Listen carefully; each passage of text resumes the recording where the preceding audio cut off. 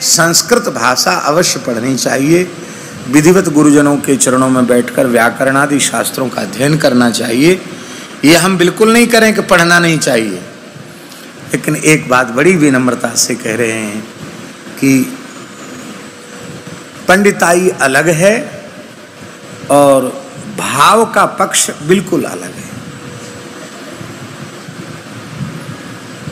ठीक है, अनुचित तो नहीं, अन्यथा तो नहीं।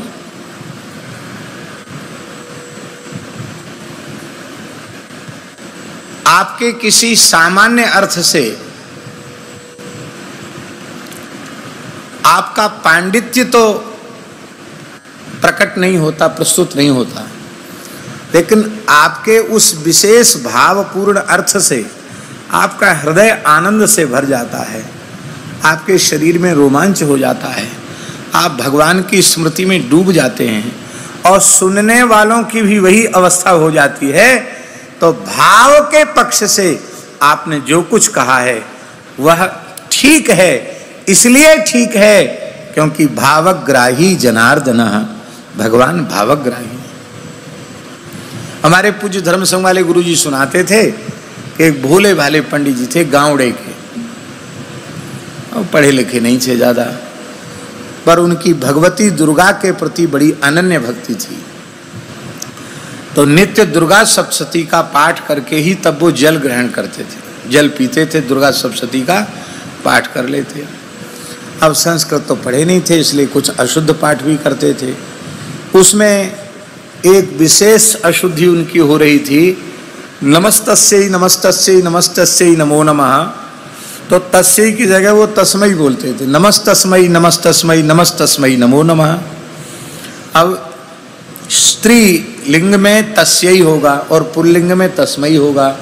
अब उन विचारों को स्त्रीलिंग पुल्लिंग का ज्यादा भेद नहीं था।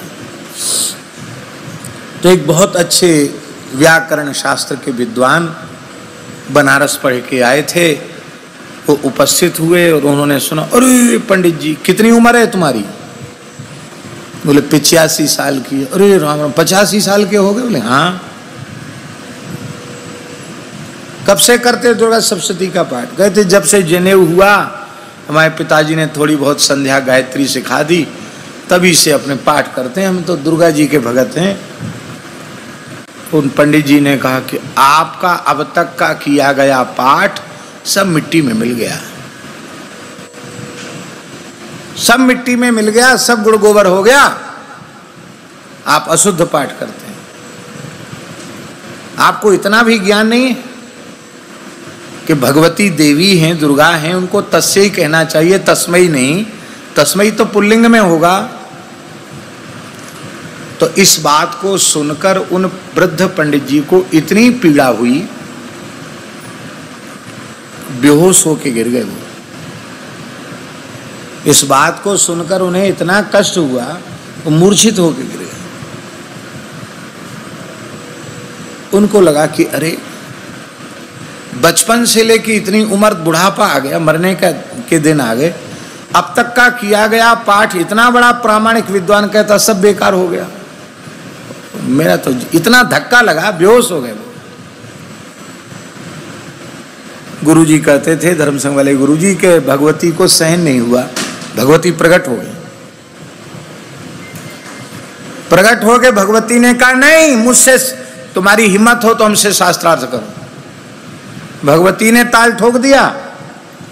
अब भगवती से कौन भला शास्त्रार्थ कर सकता है, हैं? विद्या समस्ता स्तवदे विभेदा स्त्रिय समस्ता सकला जगत्सु त्वयैकया पूरित मुंबई तत्काते स्तुति स्तव्य परापरोक्ति। वो साक्षात ज्ञान की विद्या की अधिष्ठात्री भगवती, उनसे कौन शास्त्रार्थ कर सकता है? तुमने कैसे कह दिया ये गलत है? कांपते हुए पंडित जी ने कहा, भगवती क्षमा करें, हमने तो जैसा पढ़ा था तस्मै नहीं बनता है, तस्यै बनता है स्त्रीलिंग में, इसलिए मैंने कह दिया। नहीं, कौन कहता मैं स्त्री हूं? प्रत्येक विषय में वेद परम प्रमाण है और उपनिषद में मैं स्वयं अपने तत्व का उपदेश कर रही हूं देवताओं को। अहम ब्रह्म स्वरूपिणी मत्तः प्रकृति पुरुषात्मकं जगत शून्यंचा शून्यंचा। कौन कहता मैं स्त्री हूं? मैं स्त्री भी हूं। आओ नारायण, मैं स्त्री भी हूं। इधर ऊपर आ जाओ, यहां नीचे जगह नहीं। मैं स्त्री भी हूं, मैं पुरुष भी हूं, और मैं दोनों से विलक्षण भी हूं, पर ब्रह्म स्वरूप हूं। तो हमें जब इनका भाव स्वीकार है तो तुम अपनी पंडिताई काय को बीच में लगा रहे हो?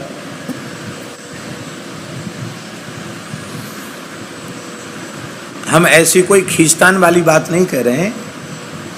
हम तो केवल इतना निवेदन कर रहे हैं कि नंदोत्सव का 18वां श्लोक है, तत आरभ्य नंदस्य ब्रजः सर्व समृद्धिमान हरेर निवासात्म गुणैरमा क्रीड मभून नृप।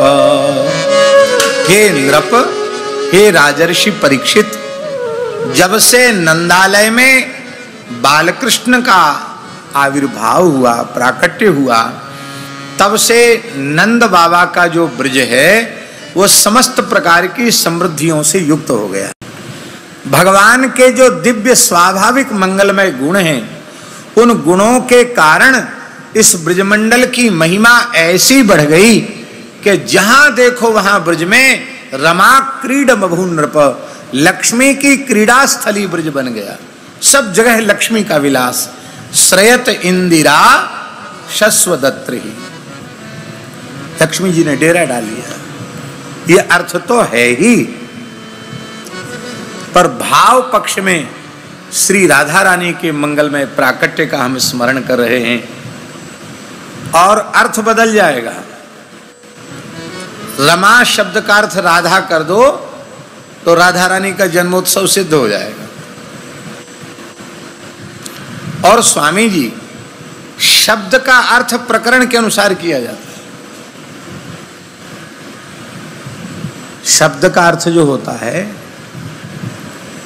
अनेक अर्थ होते एक शब्द के, पर उस शब्द का अर्थ हम कैसे करेंगे, यह विचार करना पड़ेगा कि यह शब्द किस प्रकरण में पठित है।